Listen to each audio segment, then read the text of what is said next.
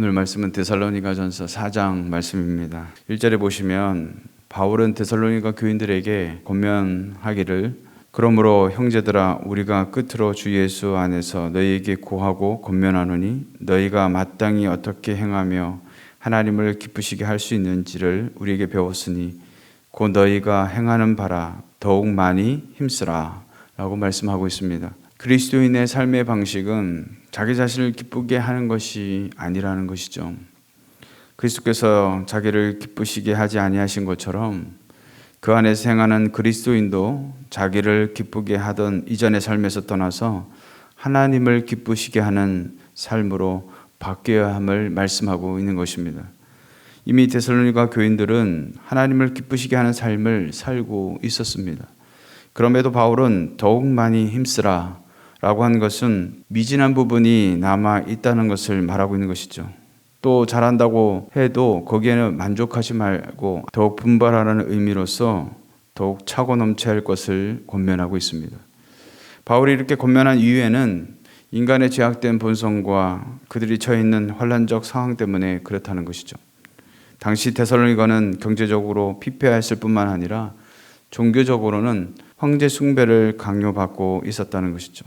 아무리 거듭났다 하여도 여전히 죄악된 본성을 지닌 채 살아가고 있기 때문에 거기다가 처해 있는 이 상황마저도 어려운 상황이었기에 그들이 기존의 삶에 만족하고 안주해버린다면 그들의 믿음은 순식간에 무너질 것이 뻔하였다라는 것입니다. 특히 그들 대부분은 이전에 이교 신앙을 따랐던 자들이죠.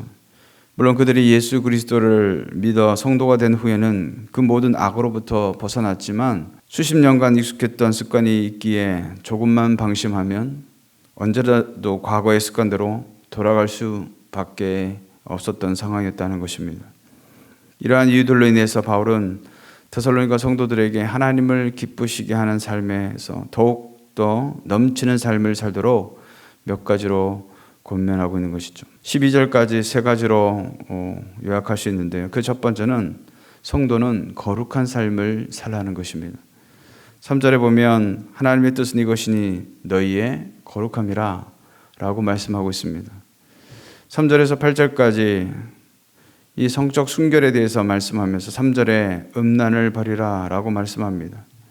여기 음란이라는 것은 음행으로서 음란한 생각과 행위 그리고 간음 등의 모든 성적 범죄로부터 스스로를 삼가해야 한다는 것을 말하고 있는 것이죠. 하나님을 기쁘시게 하는 삶의 태도를 권면함에 있어서 맨 먼저 이러한 사실을 권면하고 있는 것은 그 당시 사회적 배경과 관계가 있습니다. 당시 헬라인들은 성적인 범죄를 크게 문제 삼지 않았다는 것이죠. 오히려 성욕을 절제한다는 것이 그들에게 있어서 부자연스러운 것으로 여겨졌던 것이죠.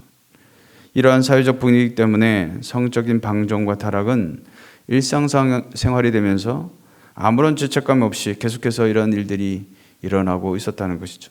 5절에도 하나님을 모르는 이방인과 같이 세욕을 따르지 말고 라고 말씀하고 있습니다. 데살로니가 교인들도 이러한 환경 속에서 살아가고 있었기 때문에 사도 바울은 그들에게 성도들을 향한 하나님의 뜻을 제시하면서 첫 번째로 성결한 삶을 권면하였던 것이죠. 왜냐하면 그리스도의 몸은 성령이 거하신 전이기에 그 몸으로 음란을 행하는 것은 곧 성전을 더럽히는 큰 죄가 되기 때문에 그렇습니다. 사랑하는 성도 여러분, 죄에 대해서는 말씀을 기준으로 확실히 끊어내지 않는다면 어느 순간에는 타협하고 심지어 죄와 더불어 살아도 전혀 죄책감마저 느끼지 못하게 된다는 것을 우리는 기억해야 합니다. 그러므로 내 삶에 하나님 앞에 거룩하지 못한 것들을 끊어내므로 하나님을 기쁘시게 하는데 더욱 힘쓸 수 있는 저와 여러분 되시기를 주님의 이름으로 축원을 드리겠습니다. 두 번째로는 형제를 해하지 말고 사랑하라는 것이죠. 6절에 보면 이 일의 분수를 넘어서 형제를 해하지 말라. 이는 우리가 너희에게 미리 말하고 정하는 것 같이 이 모든 일에 주께서 신원하여 주심이라 라고 말씀하고 있습니다. 여기에 증언하다라는 말은 엄숙히 증거하다, 엄숙히 경고하다 그런 의미죠. 다시 말해서 이는 결코 가볍게 여기지 말라고 말씀하고 있는 것입니다. 그 이유가 무엇인가 하면 6절에 기록된 대로 이 모든 일에 주께서 신원하여 주심이라. 여기 신원하다란 말은 공의에 입각하여 처벌하는 것, 원수 갚는 것을 말하는 것입니다.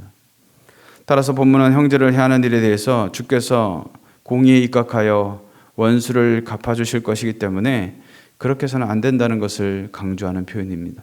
해함을 받은 그 형제가 비록 보복할 힘이 없다 할지라도 또한 그에게 끼친 해악을 공권력이 관여하지 않는다 할지라도 심판주께서 보복하실 것이라는 사실을 잊어서는 안 된다는 말이죠. 사랑하는 성도 여러분, 주님이 우리에게 베푸신 은혜를 한번 생각해 보십시오.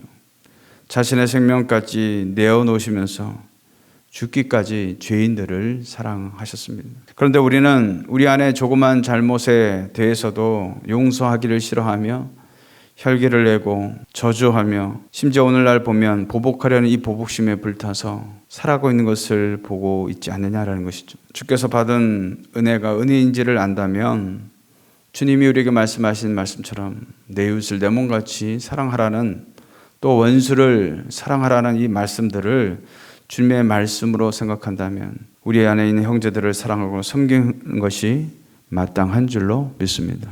세 번째, 마지막으로 자신의 일에 충성하라라는 것이죠. 11절에 보면 또 너희에게 명한 것 같이 조용히 자기 일을 하고 너희 손으로 일하기를 힘쓰라 라고 말씀하고 있습니다. 바울이 이런 권면을 하는 배경에는 당시 데살로니가 교회에 주의 재림이 자신들의 세대에 이루어질 것으로 오해하여서 성도들 사이에 생업을 포기하는 이런 현상들이 일어나고 있었다는 것이죠. 그리스도의 재림에 대해서 잘못된 이해로 예수 그리스도께서 재림하실 날이 멀지 않았으니까 일상생활에 매여 있을 것이 아니라 복음을 전하는 일과 신앙을 지키는 일에 전념해야 한다는 그런 주장하는 자들도 있었다는 것이죠. 이런 모습은 오늘날 시한부 종말론자들 보면 주님이 다시 오실 날이 얼마 남지 않았으니까 학교도 갈 필요 없고 직장도 갈 필요 없고 함께 집단 생활하는 것을 우리는 종종 듣곤 한다는 것이죠.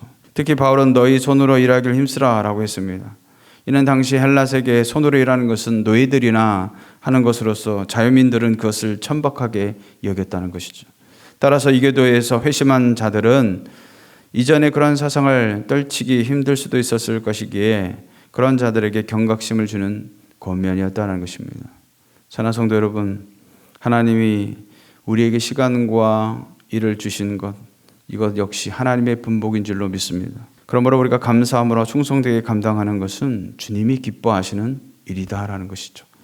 그러므로 오늘도 내가 서 있는 곳에서 내가 어떻게 하는 것이 하나님을 기쁘시게 하는 삶인지를 생각하고 오늘 하루가 온전히 주님을 기쁘시게 하는 데 드려지는 복된 한 날이 되시기를 주님의 이름으로 축원드리겠습니다.